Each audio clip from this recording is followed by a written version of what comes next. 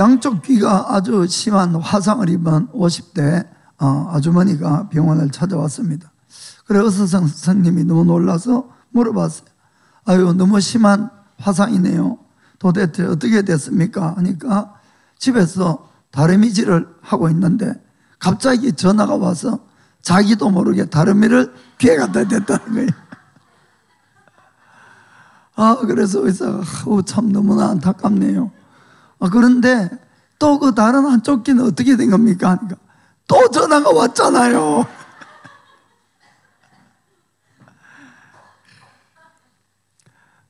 정신이 뭐랄까.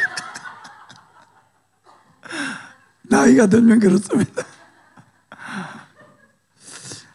최근에 이제 저희 교회에 새로 오신 분들이 몇 분 오시는데 그 중에는 아예 태어나서 처음 이렇게 교회 오시는 분들도 좀 많이 계십니다. 그리고 뭐 달리 교회 오겠습니까? 병이 나서 오고 힘드니까 오시는데 참 하나님 놀랍게도 오시면 그래도 이렇게 잘 고쳐주시고 이렇게 합니다. 그래서 지지난주가나 토요일 날 90대 할머니가 오셨어요, 사실은. 그래 그분은 딴 데 막 교회는 처음 왔고 뭐 불교나 딴 데 이렇게 열심히 이제 다니시다가 이야기를 들어보니까 다리에 힘도 없고 허리도 너무 아프고 90살이 됐으니까 그 다다미에 조금 이 단차가 있잖아요. 거기에도 걸려서 넘어가고 그렇게 해서 주위에서 아무리 이제 그 여동생분이 사실이 이제 휠체어 타고 가끔 오시잖아요. 오늘도 오셨는데 그 그분의 온해상이에요. 그 자기가 다리가 나왔다고 아무리 이야기를 해도 안 듣는 거예요. 그러다가 너무너무 힘드니까 오셔가지고는 그날 기도받고 바로 그 자리에서 이 허리 아픈 거 벨트 다 풀고 그 이제 일어서서 이제 허리에 아프다 그래서 기도를 받자 그러니까 의자에서 혼자 못 일어나세요. 그래서 뒤에서 이렇게 부축을 하려고 그러니까 그래도 고집이 있으셔가지고 혼자 일어나시겠다고 그러다가 여러 번 시도하다가 일어났어요, 일어나기는. 그런데 이제 기도를 하고 나니까 본인이 몸이 좀 이상하거든요. 그래서 제가 이제 앉으라 그래서 앉고 다시 일어서라 하니까 그냥 벌떡 일어났어요. 몇 번을 앉았다 일어났다. 그 다리가 아프다 그래서 다리도 이제 기도하니까 막 혼자 막 다니시고 그러고는 이제 지난주 월요일 날은 나오셨는데 오늘도 오시려고 그랬는데 손님이 오셔가지고 그래 이제 못 오셨다고 그래요. 그래서 이제 그런 일들이 이렇게 있으니까 이분들이 참 하나님 너무 감사해요. 진짜 교회 오면은 어느 분이라도 어떤 신을 믿었더라도 주님이 그렇게 은혜를 많이 베푸십니다. 그래서 사실은 오늘은 이제 그런 분들을 중심으로 제가 이 전도 메시지를 좀 하겠습니다. 실제로는 제가 다른 메시지를 준비를 했어요, 사실은. 준비를 했는데 갑자기 어제 아침부터 좀 아닌 거예요. 아무리 기도를 해도. 그래서 오후에 갑자기 전도 메시지를 바꾸려고 그러니까 또 그것도 힘이 들잖아요. 그런데 아니나 다르니까 오늘 일부 예배에 새로운 사람이 4사람이나 왔어요, 사실은. 그러니까 다 주님은 뜻이 있고 계획이 있어서 그렇게 하시는 것 같습니다. 그 병이 든 사람은 자기 병이 난다 하면은 막 그것밖에 소원이 없죠, 사실은. 그게 가장 큰 관심이고 또 돈으로 고민하는 사람은 돈 문제만 해결되면은 모든 것이 해결될 것 같고 인간관계로 어려운 사람들은 그것만 해결되면 하는 것이 그분들의 가장 큰 소원입니다. 자원 우리에게는 항상 여러 문제가 따라옵니다. 그리고는 그 문제만 해결되면은 정말 소원이 없겠다고 그러고 대답 있지요. 그래서 이제 주위에 그런 분들을 보면은 우리가 전도할 때 가서 교회 가서 예수님 믿으면은 병도 낫고 문제도 해결되고 막 이렇게 말씀을 드립니다. 그래서 실제로 그분들 다 오신 거예요. 오늘 오신 분들도 4분 다 아파서 오셨어요, 사실은. 다 그렇게 오셨는데 그것도 정말 괜찮은 겁니다, 여러분. 실제로 예수님이 이 땅에 오셨을 때 그 수많은 사람들이 항상 예수님께 몰려왔어요. 그분들이 하나님을 제대로 알고 믿으려고 온 것은 아니에요, 사실은. 전부 다 자기들 문제를 해결하려고 온 겁니다. 그래서 그렇게 와도 좋아요.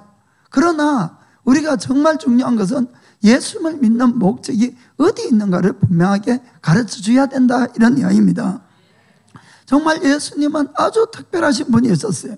그래서 어떠한 병이라도 다 낫게 하셨죠.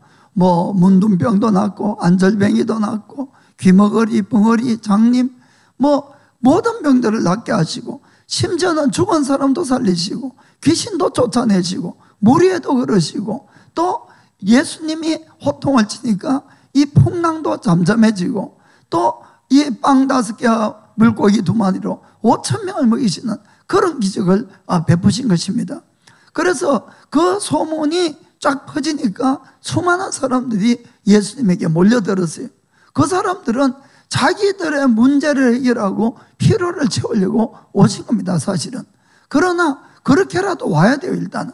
그리고 예수님은 실제로 그분들의 모든 피로를 채워주시고 또 낫게 하시고 그렇게 하신 겁니다. 그러나 분명히 우리가 알아야 되는 것은 예수님을 믿는 목적이 다만 병 낫고 문제를 해결하고 피로가 채워지고 그것이 아니라는 겁니다. 그것이 아니라 영원한 생명을 얻는데 우리가 목적이 있다는 것을 꼭 믿으시길 바랍니다. 그 예수님이 요한복음 3장 16절 보면은 이렇게 말씀하시지요. 하나님이 세상을 이처럼 사랑하사 독생자를 주셨으니 이는 저를 믿는 자마다 멸망치 않고 영생을 얻게 하려 하심이라. 아멘. 예수님을 하나님이 주셨는데 예수님을 믿는 목적은 멸망치 않고, 이건 영원한 멸망입니다. 영생을 얻게 하려 합니다. 아멘. 그러면 예수를 믿으면 어떻게 되느냐? 이 말씀대로 멸망을 받는다는 것입니다. 그렇지요? 그럼 왜 인간이 예수님을 안 믿는다고 왜 멸망을 하느냐? 그것은 우리 모든 사람에게는 죄가 있기 때문에 그런 것입니다. 그래서 그 죄라는 것은 없어지지 않는 것이에요. 사람이 죽으면 절대로 그만이 아니고 처음부터 사람은 영원히 사는 존재로 이렇게 만들어진 겁니다. 그래서 이 땅에서도 그 죄 때문에 여러 가지 불행한 일이 겪고, 죽고 난 다음에도 그 죄에 대해서 영원하게 벌을 받아야만 되는 것이 바로 지금 우리의 인간의 운명이라는 것을 꼭 우리가 깨닫고 하시길 바랍니다. 어떤 분들은 그럴 거예요.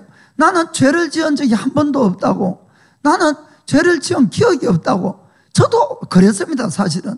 저도 예수님을 만 33살에 믿었지만은 정말 그때까지는 착각 속에 살았어요. 정말 저는 죄가 하나도 없는 줄 정말 믿었어요. 그런데 왜 그렇게 믿었는가 하면은 저의 죄의 기준이 다르기 때문에 그렇습니다. 저의 죄의 기준은 어디 남의 물건을 훔치거나 강도질을 하거나 살인을 하거나 이렇게 해서 이 형무소에 들어가야만 죄인 줄 알았어요. 그럼 그런 기준으로 보니까 저는 죄가 없는 게 맞지요. 그렇지 않습니까? 그러나 하나님 앞에 우리가 갔을 때에 우리를 심판하신 것은 우리들이 아니라 하나님 그분이 우리를 심판한다는 사실입니다. 그렇죠? 그러면은 하나님께서 말씀하시는 죄의 기준을 우리가 분명히 깨닫고 알아야 된다, 이런 이야기입니다. 그러면 하나님이 말씀하시는 죄의 기준은 어떠한 것들이냐? 자, 마태복음 5장 22절 보겠습니다. 나는 너희에게 이르노니 형제들에게 노하는 자마다 심판을 받게 되고 형제에 대하여 락하는 자는 공회에 잡히게 되고 미련한 놈이라 하는 자는 지옥불에 들어가게 되리라. 아멘. 화낸 적 있습니까, 여러분? 누구 보고 이 바가야로 화난 적 있습니까? 그럼 다 지옥불에 간다는 것이에요. 그것뿐만 아니라 28절 보니까 나는 너에게 이르노니 여자를 보고 음욕을 품는 자마다 마음에 이미 간음하였느니라. 아멘. 이 기준으로 보면은 나는 죄가 없습니다 할 자가 누가 있겠냐는 이야기입니다. 모든 사람이 사실 죄가 다 있는 것이에요. 그래서 성경도 로마서 3장 10절 보면은 이렇게 이야기합니다. 기록한 바 의인은 없나니 하나도 없으며. 아멘. 아무도 의인이 없다는 것이에요. 그 결과가 어떻게 됩니까? 23절에 모든 사람이 죄를 범하였으며 하나님의 영광에 이르지 못하더니. 아멘. 모든 사람이 죄를 지었다는 것이에요. 나도 너도 모두 다.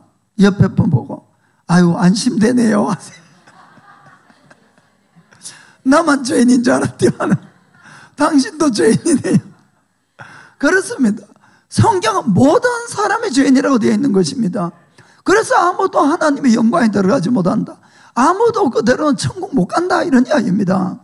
그러나 하나님께서는 비록 우리가 죄를 지었다 할지라도 우리를 만드신 분이세요. 그분이 아버지십니다. 그러니까 하나님께서는 어떻게 해서라도 우리 인간의 죄를 용서하시고 우리를 구원할 길을 찾으신 겁니다. 그러나 하나님에게도 법이 있는 것이에요. 모든 만물이 움직이는 법, 그것을 율법이라고 이야기를 하는데, 그 우리가 죄를 지으면 어떻게 되는가 하면은 천국을 못 가게 되어 있는 것입니다. 율법에 보면은 로마서 6장 23절 이렇게 되어 있죠. 죄의 싹은 사망이요 라고 되어 있는 겁니다. 죄를 짓게 되면은 죽는다는 것이에요. 하나님으로부터 영원히 떨어져야 된다는 것이 하나님의 법인 겁니다. 그래서 우리가 죄가 있는 한은 내가 그대로 천국을 갈 수 있는 것이 아니라 오히려 지옥에 가서 영원히 고난을 받지 않으면 안 되는 것이 바로 하나님의 법이라는 것입니다. 그래서 하나님께서는 고민하시고 우리를 구원하시려고 계획하신 것이 뭔가 하면은, 그러면은 인간의 죄를 대속할 길이 없는가를 생각한 겁니다. 대신 속해주는 걸 이야기하죠. 빛을 대신 갚는다, 그 뜻입니다. 그래서 하나님이 계획한 것이 죄가 없는 하나님의 아들을 이 땅에 보내신 것이에요. 아멘. 이해가 되십니까? 왜 우리 인간은 대속물이 안 됩니까? 우리 인간은 죄를 가지고 태어나기 때문에 어느 누구도 대속물이 되는 것이 아닙니다. 우리가 예수님이 동정녀 마리아에게서 나셨다고 이렇게 이야기를 하는데 지어낸 이야기가 아닙니다. 이것은 그것이 아니라 죄 없는 사람이 필요했기 때문에 하나님께서는 마리아를 통해서 예수를 이 땅에 보내주신 것이에요. 그리고는 우리 인간의 모든 죄를 그 예수님에게 짊어지게 하시고 우리 예수님을 대신 죽게 만든 겁니다. 그것은 우리의 죄를 대신 갚아주기 위해서 그렇다는 것을 꼭 믿기를 주의 이름으로 축복합니다. 그래서 실질적으로 하나님께서는 2000년 전에 아들 예수님을 이 땅에 보내주시고 실제로 십자가상에서 죽게 하신 것입니다. 그렇게 해서 구원의 길을 열어주신 것이에요. 여러분, 이것보다 더 큰 사랑이 어디 있겠습니까? 정말로 우리가 상상을 할 수 없는 하나님의 사랑인 겁니다. 그래서 요한복음 3장 아까 16절에 이렇게 되어 있지요. 하나님이 세상을 이처럼 사랑하사 독생자를 주셨으니, 아멘. 아들이 많이 있는 것도 아니고 하나님께서는 단 하나의 아들밖에 없었는데 그 아들을 우리 인간을 살리려고 대신 십자가에 죽게 만들었다는 것입니다. 하나님이 어디 계시냐? 하나님이 나를 사랑한다는 것이 어디 있느냐? 이렇게 말씀하는 분들이 있는데 예수님이 그 사랑의 증거란 것입니다. 나를 구원하기 위해서 대신 아들을 죽게 한 그 사랑이라는 것을 우리는 꼭 깨닫고 하셔야 됩니다. 그렇게 해서 우리에게 뭘 주시려고 합니까?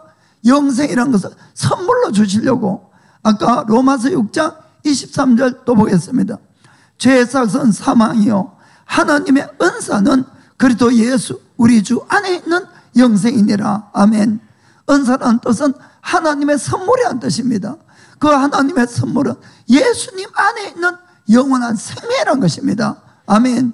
그래서 하나님이 우리에게 예수를 주신 목적, 우리가 예수를 믿어야 되는 목적은 바로 그냥 병 고치고 이 땅의 문제를 해결하고 나의 필요를 채우는 데 있지 않다는 겁니다. 그것이 아니라 내 죄가 사함을 받고 영원한 생명을 얻는 곳에 바로 하나님의 은혜가 있다는 것을 꼭 믿기를 바랍니다. 그래서 예수님께서도 분명히 요한복음 14장 6절에 이렇게 말씀합니다. 예수께서 가라사대 내가 곧 길이요 진리요 생명이니 나로 말미암지 않고는 아버지께로 올 자가 없느니라. 아멘.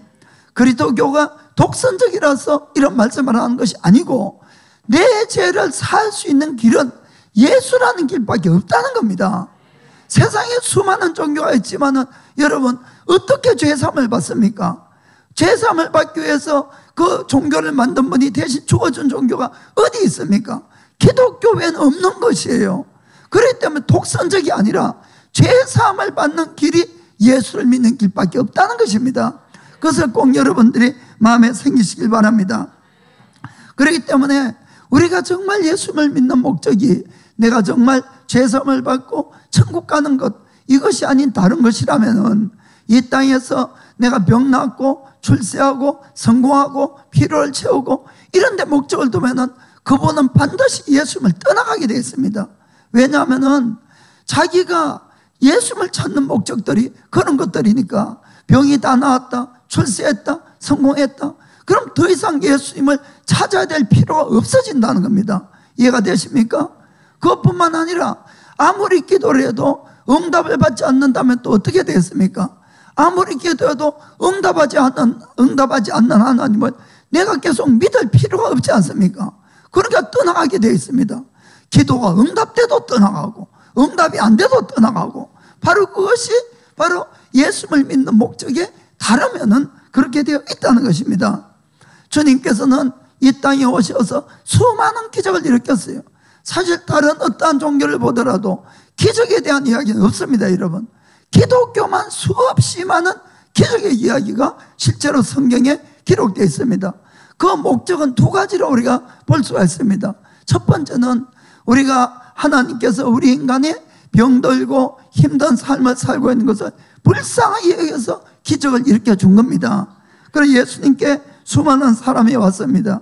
자, 마태복음 14장 14절 보겠습니다.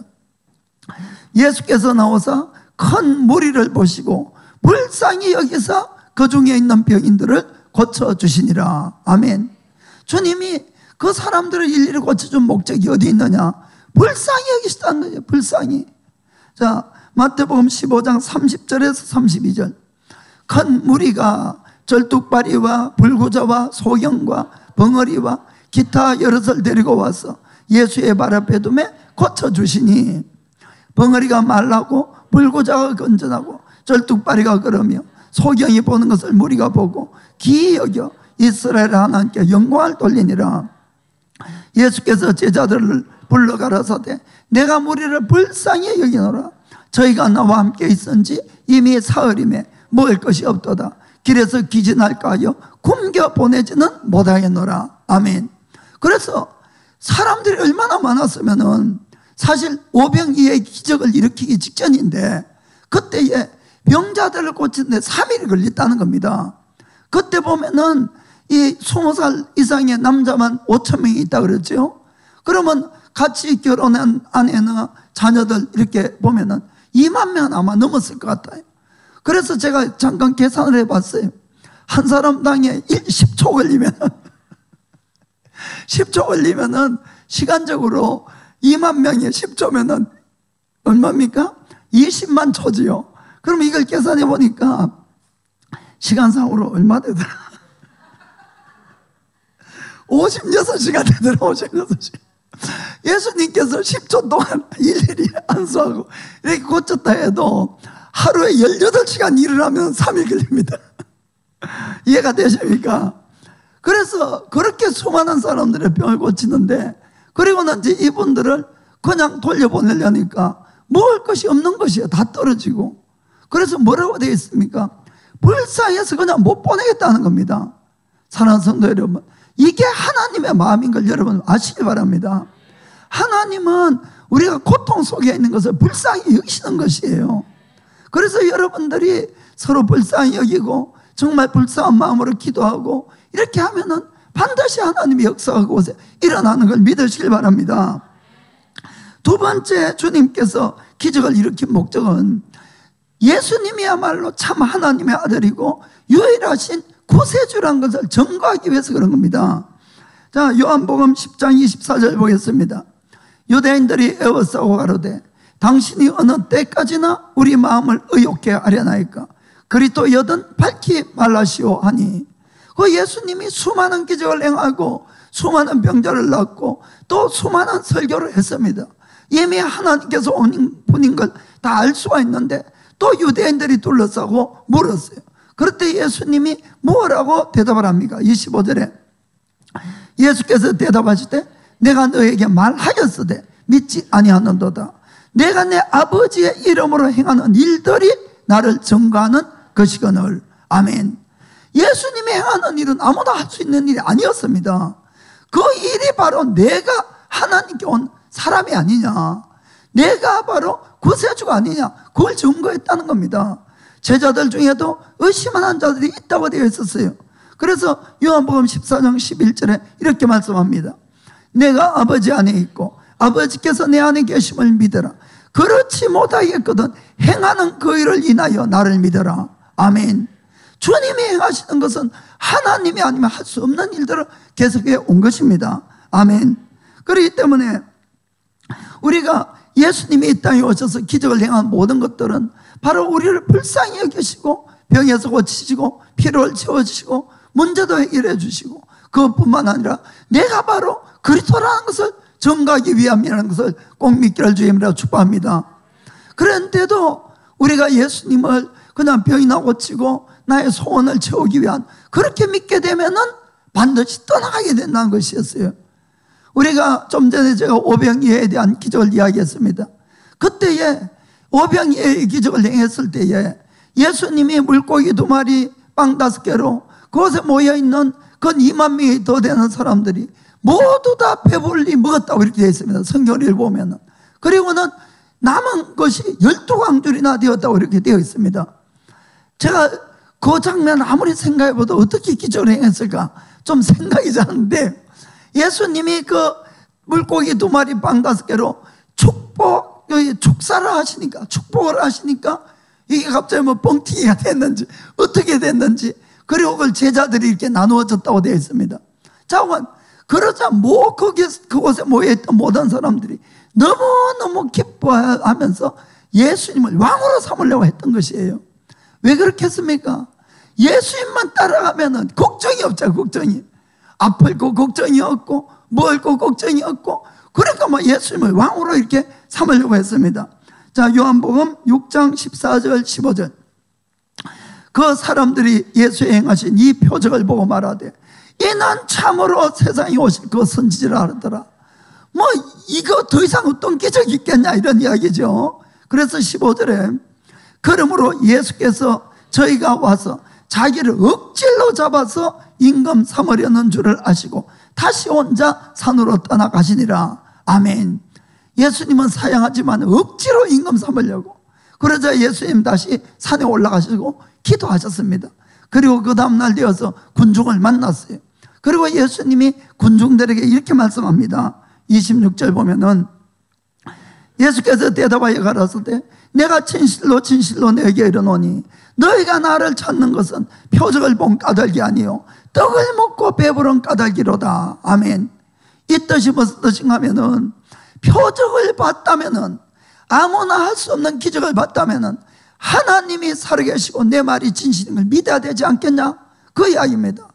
그러면 진짜로 회개하고 진짜로 예수님을 하나님을 바로 믿어야 될 것 아니냐? 그 뜻입니다. 그러나 너희들이 나를 찾는 것은 표적을 보고 주님을 바로 믿으려고 하는 것이 아니고 나를 찾는 것은 떡을 먹고 배부른 까닭이라고 이야기를 하는 것입니다. 즉 이 세상에 있는 모든 필요를 채우고 문제를 해결하고 그것 때문에 나를 믿고 또 그것을 위해서 나를 믿으려고 한다 그 뜻입니다. 아멘. 그래서 예수님이 그 다음에 이렇게 27절 말씀합니다. 썩는 양식을 위하여 일하지 말고 영생하도록 있는 양식을 위하여 하라. 아멘. 그렇습니다. 이 세상의 어떠한 것들도 어떠한 돈이나 명예나 무엇을 손에 넣어도 다 그것은 썩는 양식입니다. 필요 없다는 뜻이 아닙니다. 그러나 그것은 아무리 해도 나의 영생에 도움이 되지 않는다는 것을 꼭 우리가 깨닫고 하셔야 되는 것입니다. 그래서 그것이 아니라 영생하도록 있는 양식. 그럼 영생하도록 있는 양식이 뭐냐? 하나님의 말씀입니다. 예수님 바로 그분입니다. 아멘. 그래서 예수님이 그 다음에 56절에 53절에 이렇게 말씀했습니다. 상당히 깁니다. 이 요한복음 6장은 다 의미가 있습니다만은 예수께서 이르시되 내가 진실로 진실로 너에게 이르노니 인자의 살을 먹지 아니하고 인자의 피를 마시지 아니하면 너희 속에 생명이 없느니라. 영생을 이야기하는 겁니다. 예수님의 피를 마시고 예수님의 살을 먹는다는 뜻이 도대체 무슨 이야기냐? 이것은 바로 우리가 영적으로 주님이 깨닫게 하시면 알 수가 있는 겁니다. 우리 인간은 모든 죄인인데 예수님이 왜 십자가에서 피를 흘렸습니까? 나를 위해서 내 죄를 대속하기 위해서 십자가에서 죽어주시고 피를 흘려주신 것입니다. 그렇기 때문에 내가 죄인인 것과 예수님의 피 흘림이 바로 나 때문이라는 것을 믿어야 된다는 것입니다. 그것이 예수님의 피를 마시는 것이에요. 예수님이 나의 대속을 믿는다는 것입니다. 예수님의 살을 먹는다는 것은 뭡니까? 예수님의 살이 뭡니까? 하나님의 말씀을 이야기하는 겁니다. 너희가 그 말씀을 먹어야만이 영의 양식이 되는 것이고, 너희가 그 말씀을 순종할 때 너희가 영생의 길을 간다는 겁니다. 아멘. 그래서 예수 그리스도의 십자가의 대속을 믿고 내가 하나님 말씀대로 사는 것이 바로 영생의 길이라는 것입니다. 아멘. 그래야만이 영생을 얻는다는데, 세상 것에만 관심이 있는 사람들이 이 말씀이 귀에 들어오지 않는 것이에요. 이해가 되십니까? 그래서 참 안타깝지만은 그 다음에 66절 보면은 이렇게 되어 있습니다. 이러므로 제자 중에 많이 물러가고 다시 그와 함께 다니지 아니하더라. 그 2만 명이나 모인 사람들 중에서 많이 물러가도 다시는 예수님을 믿지도 않고 떠나갔다는 겁니다. 한번 생각해 보시기 바랍니다. 거기서 왔던 수많은 사람들 다 대부분이 병자였고 대부분이 힘들어서 예수님을 찾아와서 예수님이란 하나님이 친히 그분들을 만지시고 병을 낫게 하시고 피로를 채워주시고 모든 것을 해결해 주셨어요. 예수님이 하나님이 그분들을 위해서 친히 기적의 빵을 만들어 먹이고 기적의 물고기를 만들어 먹였던 겁니다. 그것을 체험하고도 떠난 거예요. 제가 하는 말씀 아시겠습니까? 우리가 기적이 필요 없다든지 그 뜻은 아닙니다. 그러나 그것을 아무리 체험을 해도 나의 예수님을 믿는 목적이 영생에 있지 않는다면 다 떠나갈 수 있다는 거예요. 다 떠나갔어. 시간 문제라는 겁니다. 시간이 지나갈수록 처음에는 감사하겠죠. 그러나 시간이 지나갈수록 예수님에 대한 열정을 식어가고 떠나가게 되는 것이 바로 우리가 예수를 믿는 목적이 잘못되면 그렇다는 것입니다. 아멘. 그래서 이번엔 예수님이 제자들에게 물어봅니다. 67절에 예수께서 12제자에게 이르시되 너희도 가려느냐? 68절에 시몬 베드로가 대답하여 주여 영생의 말씀이 계시면 우리가 누구에게로 가오리까? 아멘. 전 참 이 말씀을 읽을 때마다 너무너무 은혜가 됩니다. 때로는 베드로가 참 총기 있는 이야기를 하는 것 같아요. 영생의 말씀이 예수님께 있는데 누구에게 가겠습니까? 이런 사람은 쫓아내도 안 가는 겁니다. 발로 차도 안 가는 것이에요. 왜냐하면 영생이 그것밖에 없는데 우리가 어디에 가서 영생을 얻을 수 있습니까? 여러분들이 예수님 믿는 것들을 정말 바로 깨닫기를 주의 이름으로 축복합니다. 그래서 우리가 정말로 예수님을 믿는 목적을 영생에 두지 않으면 누구라도 떠나가게 될 수밖에 없다는 겁니다. 아멘. 그 사람들이 아무리 큰 이 치료의 기적을 체험하고 세상에 있을 수 없는 그런 기적이나 문제 해결이나 뭐 돈의 축복이 왔다 할지라도 떠나가게 돼 있어요. 그래서 여러분들이 정말로 예수님을 정말로 바로 믿어야 되는 것입니다. 그러면은 영생을 잃어버리는 것이에요. 여러분 이걸 아시길 바랍니다. 자, 그러면은 우리가 어떻게 해야지 예수님을 바로 믿을 수가 있는가? 바로 그 문제지요. 이것은 첫 번째 단추가 뭔가 하면은 내 자신이 정말로 어쩔 수 없는 일본말로는 도소만하게 하지만은 뭐라 하면 됩니까? 뭐 정말 뭐 어쩔 수 없는 그런 죄인이라는 것을 내가 깨달아야 된다는 겁니다. 이게 첫 번째 단추입니다. 첫 번째 단추. 그래서 사실은 인간의 모든 불행들, 인간의 모든 질병이나 저주나 또 문제들이나 사실 죽음까지도 전부 어디서 왔습니까? 죄에서 온 겁니다. 죄라는 이 문제가 해결되지 않고는 우리에게 어떠한 행복도 올 수가 없다는 것을 분명히 깨닫길 바랍니다. 한 문 하나가 해결되면 또 다른 문제가 터지고 또 다른 문제가 터지고 결국은 죽고 나서 영원한 지옥을 갈 수밖에 없는 것이 사실 우리 인간의 불쌍한 운명이라는 것을 알아야 되는 겁니다. 그렇기 때문에 예수 믿는데 가장 중요하고 첫 번째 되는 것이 뭐냐? 내가 죄인이라는 것을 바로 깨닫고 알아야 된다, 이런 이야기입니다. 그래서 예수님께서도 분명히 이렇게 말씀합니다. 누가복음 5장 31절 32절 예수께서 대답하여 가라사대 건강한 자에게는 의원이 쓸데없고 병든 자에게야 쓸데가 있나니. 아멘. 그렇죠. 의사가 필요한 것은 병든 사람이지 건강한 사람이 아니란 겁니다.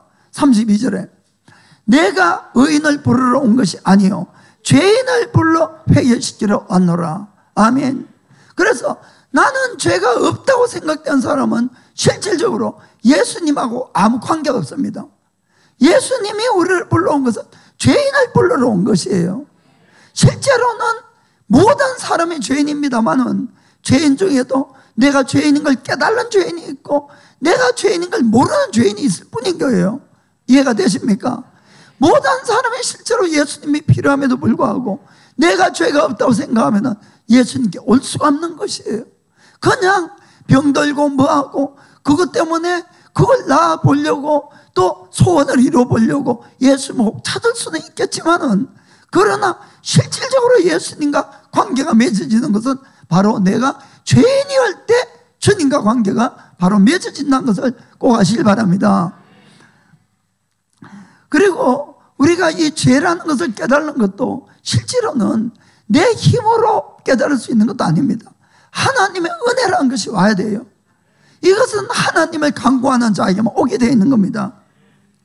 왜냐하면 우리 인간은 얼마나 죄인인지 내 스스로가 죄인인 것조차도 제대로 깨달지 못하는 것이 바로 우리 인간이라는 겁니다. 그래서 하나님의 성령이 내 곳에 와서 나에게 죄라는 것을 깨우쳐 줘야 되는 것이에요. 그래서 예수님이 말씀하시기를 요한복음 16장 8절에 성령님이 이 땅에 오신 목적, 첫 번째 목적에 대해서 말씀을 합니다. 성령께서 오시면은 죄에 대하여, 의에 대하여, 심판에 대하여 세상을 책망하시리라. 아멘. 잘못됐다는 겁니다, 세상이. 그래서 죄에 대해서, 의에 대해서, 심판에 대해서 책망하러 오셨다는 것이에요. 이해가 되십니까? 그래서 여러분들이 하나님 앞에 간구하시길 바랍니다. 하나님 정말 내가 얼마나 어떤 죄인인가를 깨닫게 해달라고. 그러면은 주님이 보여주시는 것이에요. 그리고는 성령님이 여러분들에게 깨닫게 하면은 누가 가르쳐 줄 필요가 없는 것이에요. 하나님의 분명히 살아계신 것이 마음으로 믿어집니다. 내 죄가 얼마나 큰 걸 깨닫게 되는 것이에요. 영원한 심판이 그냥 믿어지는 것이에요. 그렇게 되면 여러분 어떤 결과가 되는 줄 압니까? 절망에 빠질 수밖에 없어요. 절망에. 내가 본 그 죄 때문에 나의 그 영원한 심판은 나를 영원한 지옥밖에 보낼 수가 없다는 겁니다. 아멘. 그래서 정말 예수를 믿는 것은 여기서부터 출발을 하는 겁니다. 내가 죄인인 이 자각이 없는 사람들은 예수님을 늘 믿어도 내가 예수님에게 기마에 쓰는 거예요. 예수님 믿어주는 거예요. 사정해서 믿는 것이 아니고. 무슨 말인가 아시겠습니까? 그런 사람은 지금 솔직하게 이야기하지만 예수님 믿는 것이 아닙니다. 그 사람은 천국 못 가는 거예요. 제가 분명히 이야기하지만은 내가 죄인인 걸 분명히 깨달아져야 되는 것입니다, 이게. 그래서 성경에 보면 하나님을 만난 많은 사람이 있는데 예를 들어서 이사야를 보겠습니다. 이사야가 어느 날 그는 얼마나 거룩한 사람입니까? 그가 구약 성경에서 66권이 아니라 66장이나 이사야서를 기록한 사람이고 신약 성경에서 가장 많은 인용이 이사야서에서 하고 있습니다. 그런 위대한 하나님의 사람임에도 불구하고 그가 성전에 들어가서 어느 날 하나님을 만났을 때 어떠한 일이 벌어집니까? 이사야서 6장 5절 보면은 이사가 이렇게 외칩니다. 그때 내가 말하되 화로다 나여 망하게 되었도다. 나는 입술이 부정한 사람이요 입술이 부정한 백성 중에 거하면서 만군의 여호와이신 왕을 배웠음이로다. 아멘. 뭐라고 고백합니까? 화로다 나여 망하게 되었도다 조차 이야기하는 겁니다. 아멘. 그것이 바로 하나님을 정말 봤을 때 뭘 봅니까? 내 죄가 나타나니까 거룩하신 그분 앞에 무릎을 꿇을 수밖에 없다는 겁니다. 그 죄 때문에 정말로 내가 망한 자가 되고 죽을 수밖에 없는 나인데 하나님의 놀라운 은혜로 하나님의 아들이 나를 대신해서 죽어주심으로 말미암아 내가 죄의 용서함을 받고 영원한 생명을 얻게 됐다면 그것보다 더 감격스러운 일이 어디 있겠습니까? 우리가 왜 예수님을 믿어도 감격이 없습니까? 왜 예수님을 믿는데 미직지근합니까? 왜 들락날락합니까? 내가 죄인인 걸 깨닫지 못해서 그렇습니다. 내가 받을 형벌이 얼마나 무서운 것인가 깨닫지 못해서 그렇다는 것이에요. 사랑하는 성도 여러분, 우리는 예수님을 믿어주는 것이 아닙니다. 내가 무릎 꿇고 사정해서 예수님을 믿어도 우리는 자격이 없는 사람들이에요. 여러분 그걸 분명히 아시길 바랍니다. 우리가 죄인이라는 의식이 없으면 예수님과의 관계가 없습니다. 최후의 만찬 때 예수님께서 제자들의 발을 한 사람 한 사람 씻어 주었습니다. 그러자 베드로의 차례가 오니까 베드로는 절대로 예수님 내 발 씻지 못한다고, 내 발 씻어 내가 오히려 예수님을 씻어 드려야 되는데 그렇게 못하겠다고 이렇게 거절했을 때 예수님은 뭐라고 대답합니까? 자, 요한복음 13장 8절 보겠습니다. 베드로가 가로되 내 발을 절대로 씻기지 못하시리이다. 예수께서 대답하시되 내가 너를 씻기지 아니하면 너가 나와 상관이 없느니라. 아멘. 여기 뭐 발 씻는다는 것은 손 씻는다, 발 씻는다, 막 야구자 그만둔다 그 뜻은 아니죠. 여기서 손을 발을 씻는다는 뜻은 예수님이 나의 죄를 씻어주신다는 그 뜻입니다. 아멘. 그런데 내가 너의 죄를 씻지 않는다는 것은 너와 나는 아무 관계가 없는 사람이 된다 그 뜻이에요. 이해가 되십니까? 그래서 우리는 주님 앞에 나가서 내 발을 씻음을 받아야 된다는 것입니다. 죄 씻음을 받아야 된다 이런 뜻입니다. 그래서 우리가 내가 정말 죄인이란 자각이 없다는 뜻은 예수님께 내 발을 씻을 필요가 없는 것이에요. 예수님과 실질적으로 관계가 없다 그 뜻입니다. 여러분 이건 참 중요한 이야기입니다. 그렇기 때문에 나에게 정말 죄인이란 이 의식이 없을 때 내가 아무리 성경을 읽고 성경을 다 외운다 할지라도 그 성경과 하나님은 나는 관계가 없는 것이에요. 여러분 이걸 정말 잘 알아야 됩니다. 정말 우리가 내가 죄인이라는 의식이 없으면서 어릴 때부터 그냥 교회만 자꾸 다녔다고 해서 내가 주일이면 교회 가고 헌금도 하고 봉사도 하고 기도도 하고 아무리 많이 한다 할지라도 죄인이라는 의식이 없다면 예수님과 나는 사실 관계가 없는 것이에요. 구원 못 받았다 그 뜻입니다. 여러분 이거 분명히 아셔야 됩니다. 그렇기 때문에 우리가 내가 죄인이라는 이 사실을 깨달는 것은 부끄러운 일이 아니라 이것보다도 복된 일이 없는 것이에요. 여기서부터 우리가 참 신앙이라는 것이 출발하게 된다는 것을 꼭 깨닫기를 원합니다. 그렇습니다. 그 죄인이라는 것을 깨달았을 때에 하나님께 나에게 베푼 그 은혜가, 하나님의 사랑이 이것들이 다 깨달아지고 느껴지고 마음이 아파지고 정말로 내가 모든 걸 드리고 싶은 그런 마음들이 생겨나게 된다는 것입니다. 그 어떤 분들은 또 그래요. 그래 나는 죄도 있지만 잘한 것도 있다 이런 생각을 하시는 분이 있는데 제가 분명히 이야기하지만 그분도 아직 구원 못 받았습니다. 사실은 하나님 앞에 섰을 때에 나의 잘한 것은 손톱만큼도 보이지 않습니다. 전부 나의 죄밖에 보이지 않는 것이에요. 제가 지금 이렇게 말씀드린 이유는 제가 전부 체험한 거기 때문에 제가 분명히 알고 말씀을 드리는 겁니다. 그렇기 때문에 여러분 그런 분들도 하나님 앞에 다른 기도하지 마시길 바랍니다. 여러분들이 이것저것 구할 필요 없어요. 하나님이 나에게 찾아오고 내가 주님과 만나면 다 해결됩니다. 문제없어요. 그런 것들은. 그것이 아니라 내가 주님을 진짜 만나는 것이 중요하다 이런 이야기입니다. 하나님 나의 죄를 보여달라고 기도하세요. 내가 얼마나 더러운 인간이고 얼마나 추악한 인간인지를 그걸 깨닫게 해달라고 기도하세요. 그러면 주님이 보여주십니다. 그리고 주님을 만나는 것이에요. 그럴 때 우리가 완전히 거듭나게 되는 것입니다. 새 사람이 되는 것이에요.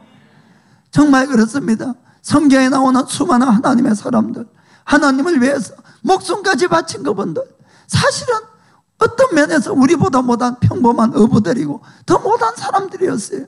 그런 사람들이 어떻게 주님을 위해서 모든 걸 바치고 목숨까지 바칠 수 있느냐? 그 모든 출발이 어딥니까? 내가 죄인이라는 데서 거기에서 출발했다는 겁니다. 내가 죄인으로 내가 죽고 난다면 영원한 지옥불에서 영원히 고통을 받아야 되는데 그곳에서 하나님이 나를 구원해 줬다는 것이에요. 영생보다 귀한 것이 어디에 있겠습니까? 이 세상에. 그것을 얻은 감격과 감사와 기쁨 때문에 그들은 모든 것을 목숨까지도 바쳐가는 것입니다. 현실적으로 우리가 정말로 영생이 믿어지지 않는데, 하나님이 믿어지지 않는데 어떻게 내 것을 드릴 수가 있겠습니까? 솔직히 아니하기로. 우리가 종교 생활을 하고 그렇다니까 그런 줄 알고, 그것은 여러분 참된 신앙이 아닙니다. 그냥 종교 생활하는 것이에요. 그걸로 구원을 못 받습니다. 늘 신앙생활 하면서도 늘 내 것이 아깝고 내가 이기적이 되고, 전부 어디에서 납니까? 하나님을 제대로 만나지 못해서 그런 겁니다. 내가 죄인인지를 깨달지 못해서 나의 운명이 어떻게 되는지 알지 못하니까 그럴 수밖에 없다는 것이에요. 영생을 모르는데, 참 하나님을 모르는데, 내가 지금 가지고 있는 나의 재산, 나의 생명보다 더 귀한 것이 무엇이 있겠습니까? 당연한 것이죠. 그렇기 때문에 우리가 정말 참된 크리스찬이 되기 위해서 첫 번째는 내가 죄인인 걸 진짜 깨닫고 아셔야 됩니다. 여러분, 우리가 그 지옥이란 것은 죽고 싶어도 죽을 수 없는 곳이에요. 영원히 고통을 받지 않으면 안 되는 곳입니다. 그곳에서 나를 구원해 주신 겁니다. 여러분, 예수님 믿어드린다는 생각 다 버리시기 바랍니다. 무릎 꿇고 간구해서 받아야 될 그런 생명인 것이에요. 아멘. 그렇게 되면 우리는 정말로 자연스럽게 하나님 앞에 무릎 꿇고 정말로 주여 나를 용서해 달라는 그 기도밖에 할 수가 없는 겁니다. 그리고는 주님의 그 십자가의 사랑이 느껴지는 것이에요. 깨닫게지는 겁니다. 정말 그 십자가를 생각할 때마다 정말로 왜 가슴이 그렇게 아프고 왜 눈물이 나고, 그것은 그 일이 있었기 때문에 우리가 구원을 받을 수 있기 때문에 그런 것입니다. 그렇습니다. 그 다음에는 그런 분들은 예수님이 그분의 왕이 되는 거예요. 예수님의 말씀을 따라 사는 것이에요. 그렇다고 100% 죄 없이 사는 것은 아닐 수 있겠지요. 그러나 절대로 죄 안에 머무를 수는 없는 겁니다. 다시 반드시 돌아오게 되어 있어요. 아멘. 그래서 베드로가 설교했을 때 수많은 사람의 마음이 찔렸을 때에 베드로가 뭐라고 이야기합니까? 자, 사도행전 2장 38절 보겠습니다. 베드로가 가로되 너희가 회개하여 각각 예수 그리스도의 이름으로 세례를 받고 죄사함을 얻으라. 그리하면 성령을 선물로 받으리니. 아멘. 그렇습니다. 우리가 구원받는 과정은 제일 중요한 것이 늘 회개해서 죄사함을 받는 데서 출발하는 것입니다. 다른 것이 아닙니다. 그냥 다른 걸로 믿는 것이 아니라 내가 죄인인 걸 깨달아야지 회개하죠. 죄인인 걸 깨달지 못하는데 회개할 필요가 뭐가 있겠습니까? 그냥 회개하라니까 말로 회개하지만 그것이 어떻게 회개가 되겠습니까? 그래서 성령님이 내 마음에 오셔서 내 죄를 깨닫게 해달라고 우리는 분명히 기도하셔야 되는 겁니다. 그러면은 참 놀라운 일이 또 벌어집니다. 정말로 나의 죄사함을 받게 되면은 내 마음에 말할 수 없는 평강과 기쁨과 감사와 천국이 깨달아지는 겁니다. 이게 마음으로 믿어지는 것이에요. 내가 언제 죽어도 천국 가는 걸 아는데 세상에 두려울 것이 뭐가 있겠습니까? 부러울 것이 뭐가 있겠습니까? 그 사람은 완전히 새 사람이 되는 겁니다. 고린도후서 5장 17절 이런 말씀이 있지요. 그런 적 누구든지 그리스도 안에 있으면 새로운 피조물이라. 이전 것은 지나갔으니 보라 새 것이 되었도다. 아멘. 지금까지 내가 어떠한 삶을 살아왔던지 전혀 관계가 없는 새로운 피조물이 되는 겁니다. 새 사람이 되는 것입니다. 그때부터 새 출발, 새로운 소망이 생깁니다. 하나님의 능력 가운데 살아갈 수가 있는 겁니다. 아멘. 그래서 주님은 우리를 새롭게 하시고 하나님의 성령으로 말미암아 일을 해주시다는 것을 꼭 믿으시길 바랍니다. 물론 예수를 믿어도 우리의 육신을 가지고 살아가기 때문에 매일같이 의식주의 문제를 걱정해야 되고 그것 때문에 일을 해야 되고 그렇습니다. 그래서 많은 분들은 예수님을 바로 믿고 싶지만은 그런 문제들 때문에 힘들다고 말씀을 합니다. 하나님도 다 알고 계시는 것이에요. 그래서 예수님께서 분명히 우리에게 이렇게 말씀해 주신 겁니다. 마태복음 6장 31절부터 읽어보겠습니다. 그러므로 염려하여 이르기를 무엇을 먹을까 무엇을 마실까 무엇을 입을까 하지 말라.